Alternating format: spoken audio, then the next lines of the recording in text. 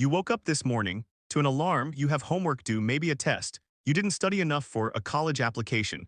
That needs one more revision, a group chat that exploded overnight with something you're now expected to have an opinion on. You are 15 years old and you are exhausted. But here's the thing, for 99% of human history, a 15-year-old had never heard an alarm, had never written an essay, had never been told to sit still for 6 hours and absorb information they had no immediate use for almost the entire span of human existence. Being 15 meant something completely different, and the teenager who woke up 50,000 years ago, they were, by almost every measure we have, more capable than you, more confident, more physically complete, and almost certainly less anxious.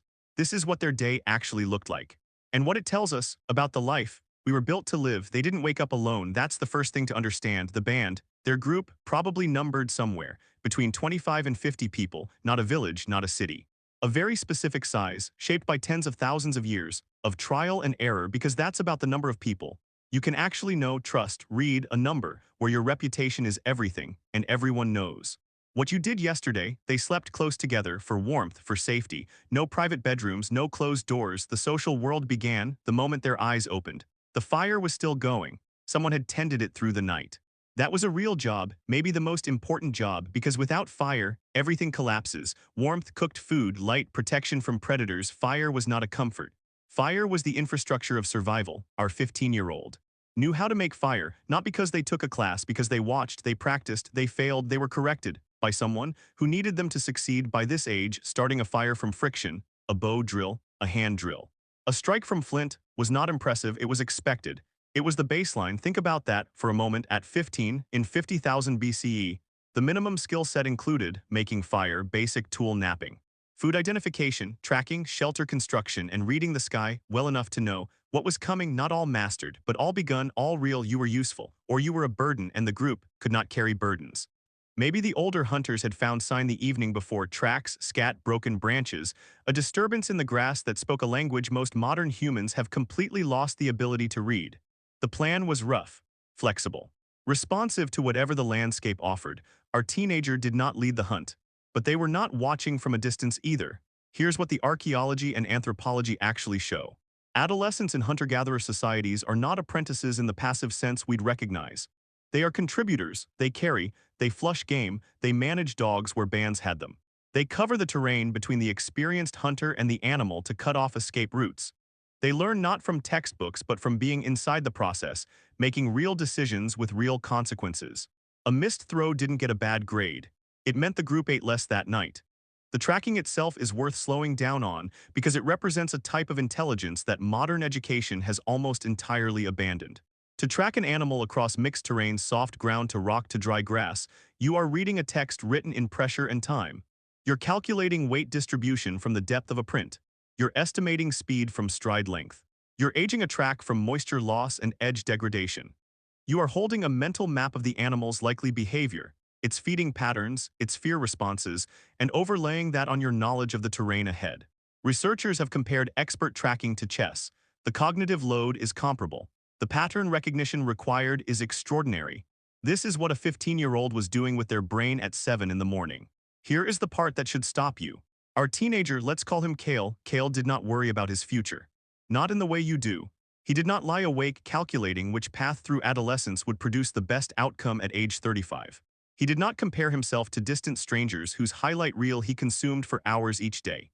He did not have a concept of a career, a brand, a 5-year plan, or the particular anxiety that comes from being told the world is competitive and you are always slightly behind. What he worried about was immediate, physical, and solvable. Is there water within a day's walk? Is that cloud formation what I think it is? Did I read that track correctly?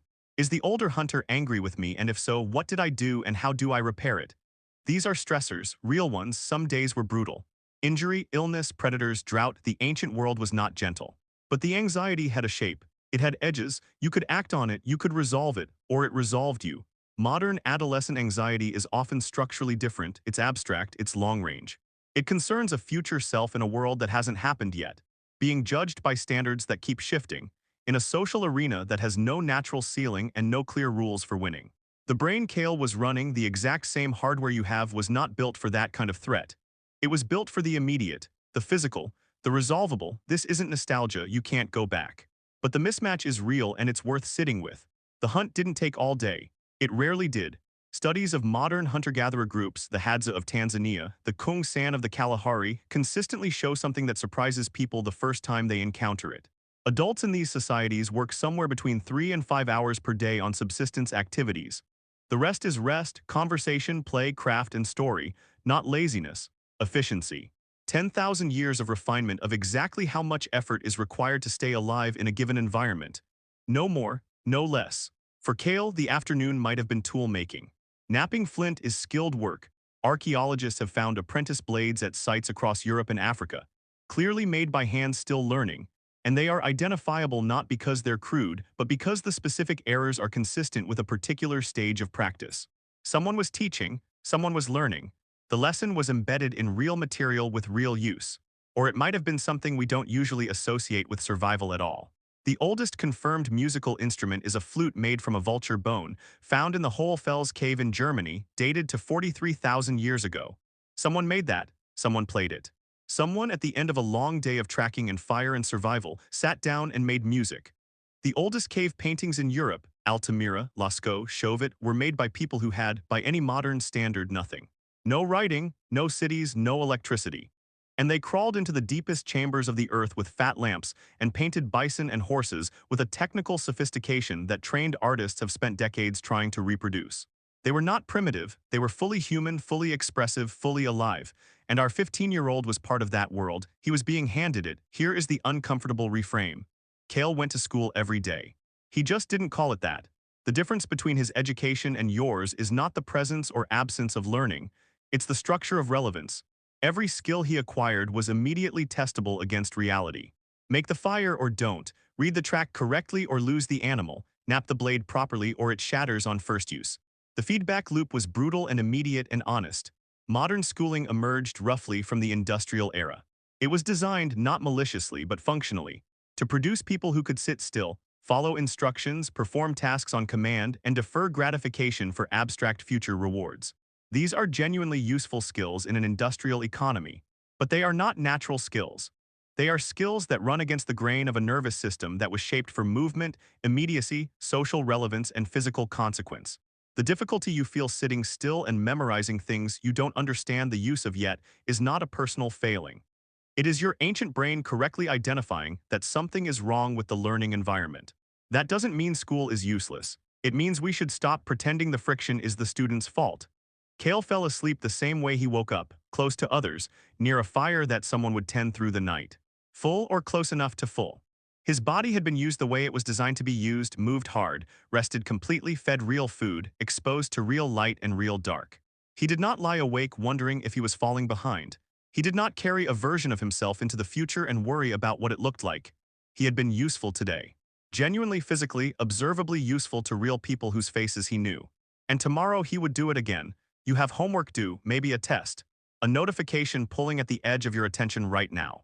You are living a life that no human before the last 200 years would have recognized, and you are running it on a brain that hasn't changed in 50,000 years.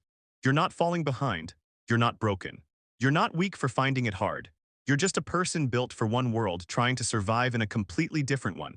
And so, in a way you'll never be able to fully explain, is everyone around you.